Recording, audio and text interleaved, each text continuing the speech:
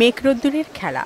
দক্ষিণে বাতাস আর সবুজ বনানীতে ঘেরা প্রকৃতির মাঝে প্রতি বছর হাজারো পর্যটকে মুখর থাকে কুয়াকাটা সমুদ্র সৈকত। হই হুল্লোড়ে দীর্ঘ 18 কিলোমিটার সৈকত মাতিয়ে রাখেন দেশি বিদেশি ভ্রমণ পিপাসুরা। তবে বর্তমানে পর্যটক শূন্য এই গুরুত্বপূর্ণ ভ্রমণ স্পট।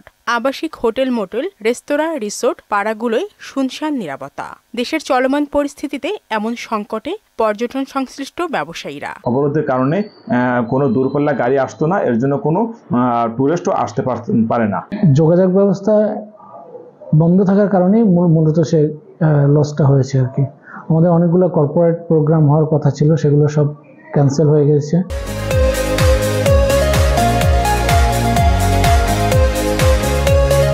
শোপিজ, খেলনা কিংবা মুখরোচক আচার সহ বিভিন্ন পণ্যের বেচা বিক্রি আর হকারদের হাঁকডাকও নেই সৈকত পাড়ায়। অলস সময় পার করছেন দোকানিরা।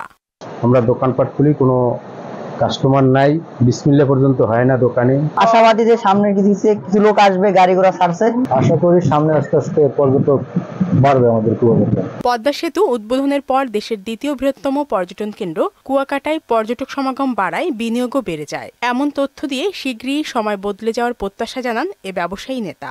বড় ধরনের হোটেল আছে, সেই বড় ধরনের হোটেলেও এক টাকা ইনকাম নাই। ছোট বড় প্রত্যেকেরই এই কয়দিনে মোটামুটি ইনকাম তো নাই। পর্যটন সেবা নিশ্চিত করা যাচ্ছে না। পর্যটকরা নাই বিধায় এখানে যে স্টাফ আছে তাদের বেতনাদি, বিদ্যুৎ বিল, খাওয়ান পরন প্রত্যেকটাই তাদের সবই গায়ে বেজে গেছে, যার জন্য পর্যটন শিল্পে কুয়াকাটা একটা বড় ধরনের ধস নেমেছে। বিপুল পরিমাণ রাজস্ব দিয়ে কুয়াকাটার পর্যটন খাত আবারও দেশের অর্থনীতিতে ভূমিকা রাখবে বলেও আশা জানান তিনি। শারমিন স্বর্ণা, মোহনা সংবাদ।